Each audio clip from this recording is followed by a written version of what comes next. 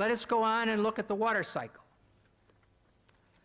Some Muslim authors claim that the Quran shows pre-scientific knowledge of water cycle.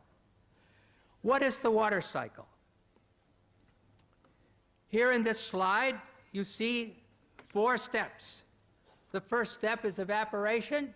The water evaporates from the seas and the earth. Second step, it becomes clouds. Third step, it gives rain. And fourth, this rain causes the plants to grow. This is all very straightforward, and everybody knows 2, 3, and 4. Even if they live in a town, they know that clouds come and rain comes and their flowers grow. But what about step 1, the evaporation? You can't see it. It's difficult. And the Quran does not have step 1.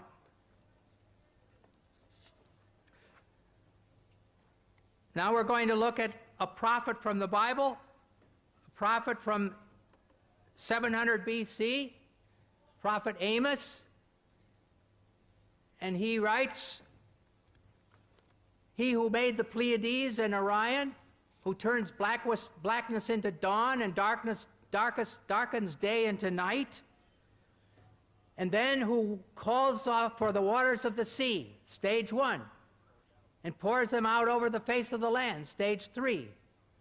The Lord Yahweh is his name. And one other prophet is Job,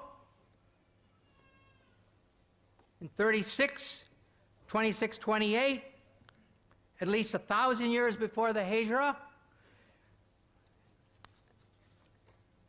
He says, "How great is God, beyond our understanding. The number of his years is past finding out." Stage 1, he draws up the drops of water, which distill from the mist as rain. That's stage 3. And then the clouds are mentioned, stage 2, which pour down their moisture and abundant showers fall on mankind. So here in the Bible, this difficult stage 1 is there from more than 1,000 years before the Quran. Now, in the field of water cycle, Dr. Campbell pointed out certain things. The Quran describes the water cycle in great detail. And Dr. Campbell mentioned 4 stages. In his book, he mentions 4A and B.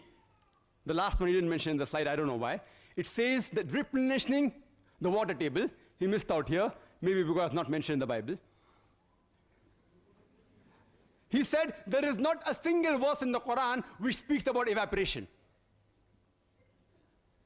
Quran says in Surah Tariq, chapter number 86, verse number 11, Rajus Sama, that by the capacity of the heavens to return.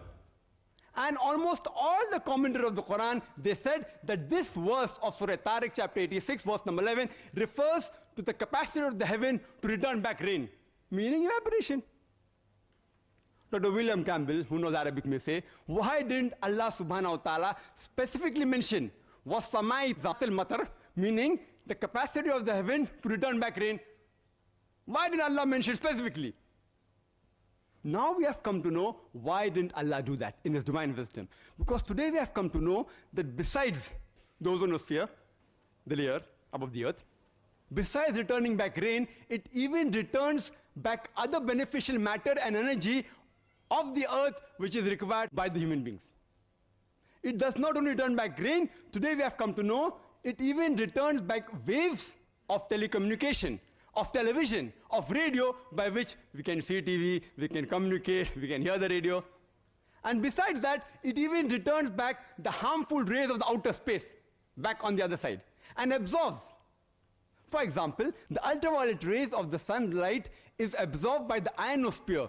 If this was not done, life on the earth would have ceased to exist. So Allah subhanahu wa ta'ala is far superior and far more accurate when it says, Rajya Sama, by the capacity of the heaven to return. And the remaining things, as he mentioned, is there in the Quran. You can refer to my video cassette. The Quran describes the water cycle in great detail. Regarding what he said about the Bible, he showed stage 1 and stage 3 in the first slide, and the second, stage 1, 3, and then 2. That the rainwater is taken up, he says, and then the rainwater comes on the earth. This is the philosophy of phase of Miletus in 7th century BC. He thought that the spray of the ocean was picked up by the wind and fell into the interior as rain. There's no cloud mentioned there. In the second quotation Dr. William Campbell gave, first is, according to him, evaporation, which we agree. We don't mind having the concordance approach with the Bible. Then rain falls down, and then other clouds formed. That is not the complete water cycle. Alhamdulillah, the Quran describes the water cycle in great detail, in several places. How does the water rise, evaporates, form into clouds? The clouds join together, they stack up. There's thunder and lightning, water comes down. The clouds move into the interior, they fall down as rain, and the replenishing of the water table, and Alhamdulillah, in great detail. The Quran speaks about the water cycle in great detail in several places. In Surah Nur, chapter number 24, verse number 43. In Surah Rum, chapter number 30, verse 48. In Surah Az-Zumar, chapter 39, verse 21. In Surah Mu'minun, chapter 23, verse number 18. In Surah Rum, chapter number 30, verse number 24. In Surah Al-Hijr, chapter 15, verse number 22. In Surah Araf, chapter number 7, verse number 57. In Surah Ra'd, chapter number 13, verse number 17. In Surah Furqan, chapter 25, verse number 40 and 49.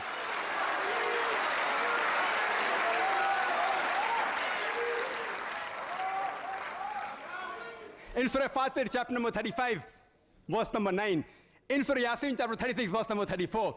In Surah Jasha, chapter 45, verse number 5. In Surah Qaf, chapter number 50, verse number 9. In Surah Waqia, chapter number 56, verse number 16 and 17. In several places. Surah Mulk, chapter 67, verse number 30. The glorious Quran speaks about the water cycle in great detail.